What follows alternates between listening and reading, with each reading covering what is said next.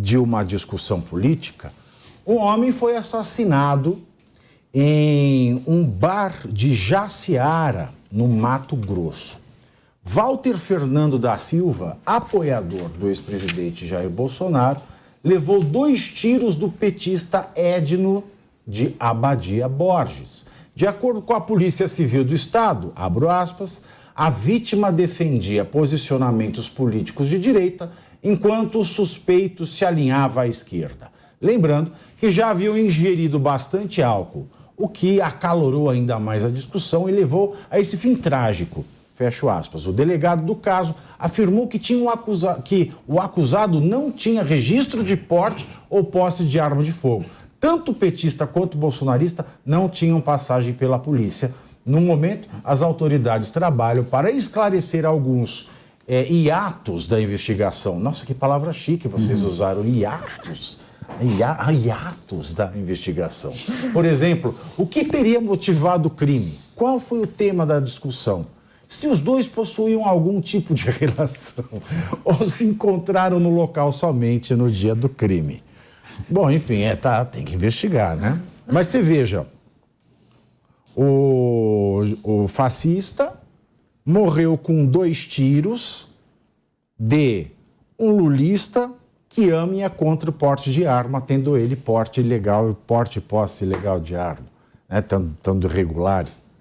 Olha que notícia sensacional. Eles são contra o porte legal de armas. Ah, é? Entendi. Tanto que ele estava portando de forma ilegal. Aí pode. Aí pode. Que aí é o armado do bem. Isso, o armado do bem. Que, segundo uma autoridade falou, que não se pode exigir de traficantes e bandidos que façam recadastramento de arma, porque a arma é ilegal. Logo, nessa situação, você pode usar. E não pode se cobrar do Estado, tá? Não pode ser cobrado. E não pode ser cobrado do Estado. Isso, eu creio que não pode se cobrar. E a Exigir polícia isso do Estado não pode entrar na área para verificar. Tá ficando bacana.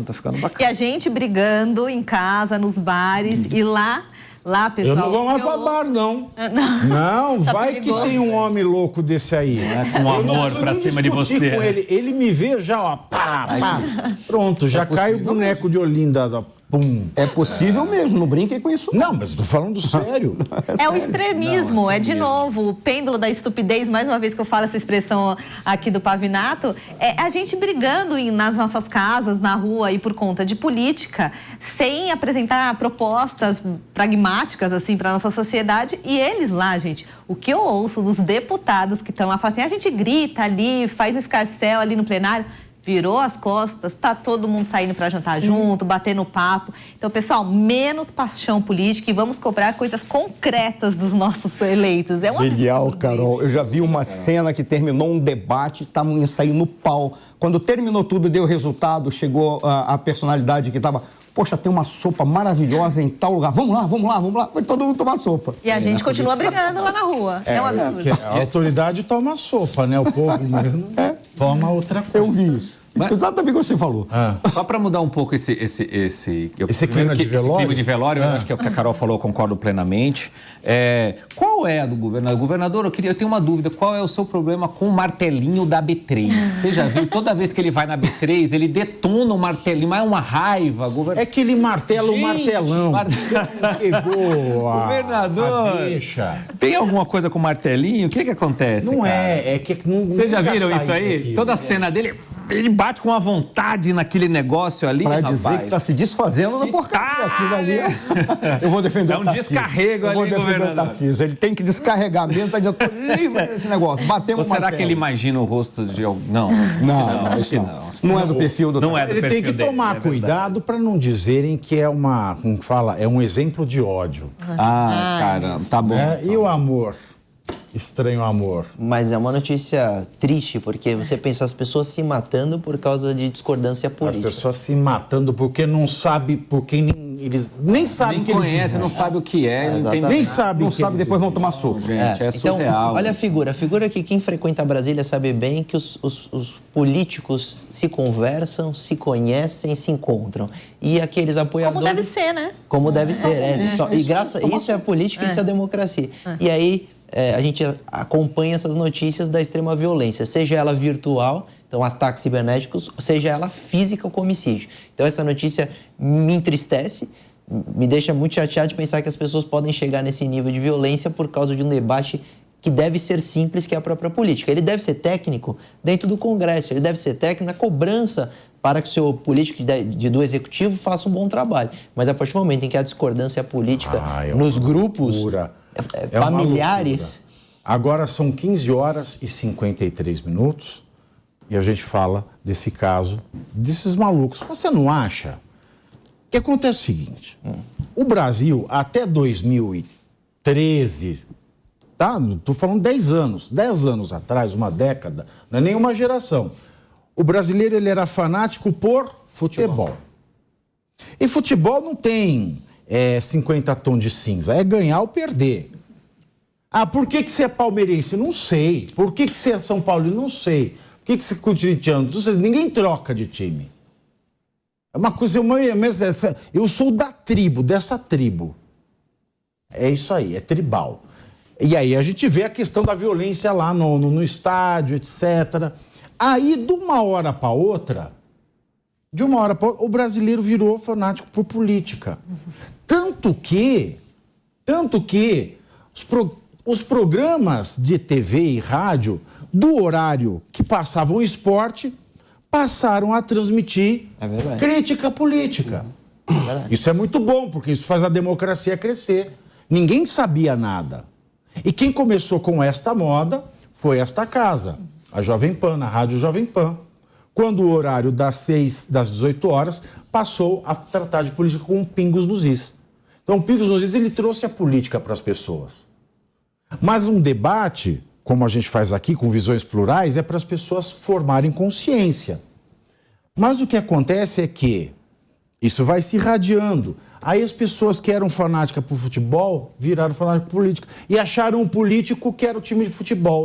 Eu sou da tribo de um, eu sou da tribo de outro. E o futebol está cada vez menos violento, que você vê os grandes líderes dessas torcidas organizadas marcando eventos exatamente para mostrar que há união, que há comunicação e a divergência de opinião. Vai seja a camisa do Palmeiras no jogo, na Taquerão, mas há uma tendência, você vê isso no carnaval, que hoje tem as escolas de samba de torcida organizada entrando com as mestres-salas e porta-bandeira, com ambas de times rivais. Então, é uma tendência que deve vir para a política. Então, claro, debate político na sociedade é muito bom.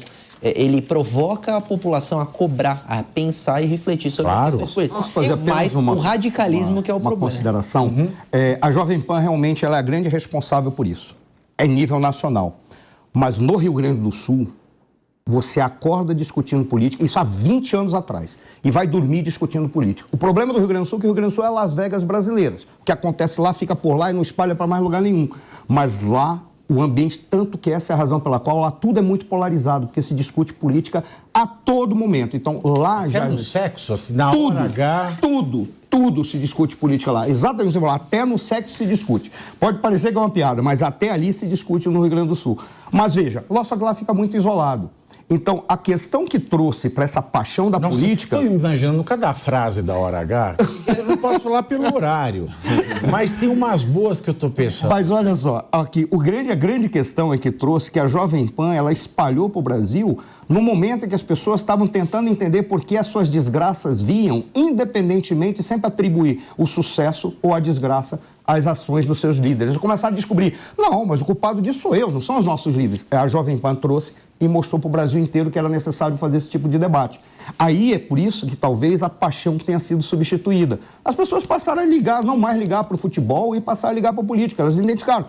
Eu sou o grande culpado disso porque eu não estou acompanhando esses caras que eu considero que são os meus salvadores da pátria. Até porque, cá entre nós, o futebol interfere quase nada na nossa vida, tirando a Copa do Mundo, interfere muito pouco. Agora, a política interfere muito, porque as nossas decisões políticas, né, na hora do voto, etc., têm um resultado direto na economia. Mas Urso, eu não vejo esse movimento que você colocou aí, de que talvez a pacificação, infelizmente eu não vejo, eu queria muito ver, que a pacificação vem vindo para a política, porque se tornou um maniqueísmo, né? É uma religiosidade e que faz bem para o político. Por isso que eu não vejo Porque esse extremismo simplifica o discurso. Você não precisa aprofundar naquela questão. Você não precisa entrar, por exemplo, uma pessoa de direita, liberal, como eu sou... Você já olhou o chat daqui? Do Twitter é pior. O chat é assim, eu não sei se é robô, se é gente, mas ele escreve 200 vezes seguida a mesma coisa. Não, e a história da boleminha, a boleminha acabou a discussão, não é? Exatamente. Eu subo, levo a bola, acabou o discurso. Você não pode um cara de direita falar de um tema que só a esquerda faz, você simplifica o discurso, pronto, acabou, é uma gritaria. Então, por eu não ver esse movimento, Direitos eu não humanos. vejo paz. A esquerda acha que direitos humanos é uma propriedade dela. Exatamente. E muita gente se apaixonou por política e trouxe literalmente a paixão pelos líderes políticos, mas não o conhecimento. Exatamente. Porque política é uma coisa macro, mexe com a vida de todo mundo. De quem anda no ônibus, a tarifa do ônibus, o alimento na mesa da pessoa, até a macroeconomia que a gente estava falando aqui mais cedo. Mas tem que ter um pouco de conhecimento. Só a paixão não resolve na política. Porque na política, diferente do futebol, você vai escolher quem te representa. E é engraçado porque esta paixão política gera uma insatisfação, porque o político precisa articular. E aí, aquela sensação que a gente fala de ver Brasília, em que os políticos da extrema-direita se encontrando com os da extrema-esquerda e saindo para jantar, isso gera uma insatisfação para aquele eleitor que gosta muito daquele político, falando, ele me traiu. Exatamente. Ele me traiu. Então, realmente... traição, essa isso. Por exemplo, aí você vai falar, o Lula, ele desfez, né, o órgão que fiscaliza a corrupção na CGU. Né? A CGU lá que violou o direito do Bolsonaro de ter a privacidade garantida na carteira de vacinação. Aí você vai, você explica, a pessoa responde, sabe o quê? Aí o Bolsonaro. Aí você fala alguma coisa do Bolsonaro, fala, já começa a falar. Aí vem outra pessoa, aí o Lula. Ficou uma conversa banal, superficial. Falta educação política, mas é um processo. Que, infelizmente, nós não poderemos discorrer sobre ela com mais aprofundamento,